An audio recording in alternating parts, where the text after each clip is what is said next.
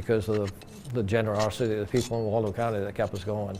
So now it's time to pay them back. Born and raised in Waldo County, Larry Jones built more than his life here. Founding Whitecap Builders over 40 years ago, his carpentry skills have been put towards the good of his community.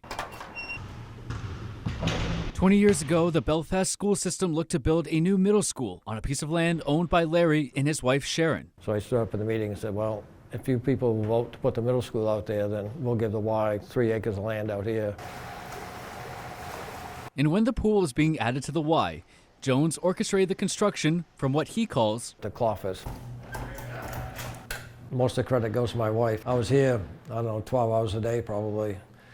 She picked up the pieces and carried on life like it needed to be. Going beyond the YMCA, he's helped build 5 houses and a restore for Habitat for Humanity. And his efforts for public service stretch past our nation's border. On September 1st, 2019, Hurricane Dorian swept through the Bahamas, leaving behind devastation and lives lost. It was like a freight train going by for, like 2 days straight. In 2 weeks' time, Jones, along with a crew of 6, packed their bags for the small Bohemian island of Luber's Quarters. When something bad happens, you can't just walk away. Ironically, Jones was in the Bahamas when he got the call about being the 11th recipient of the Golden Eagle Award. I'll be 100% honest, when I first got the call, I almost didn't accept it.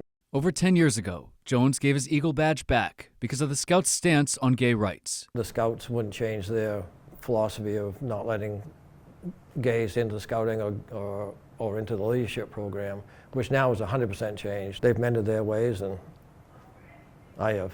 We are blessed with a number of people that are like Larry Jones, and Larry's the epitome of it.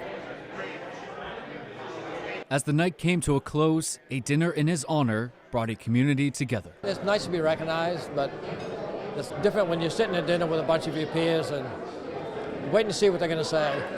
I'm just very proud to be here, proud of him. In Belfast, Doug Banks, ABC 7 and Fox 22 News.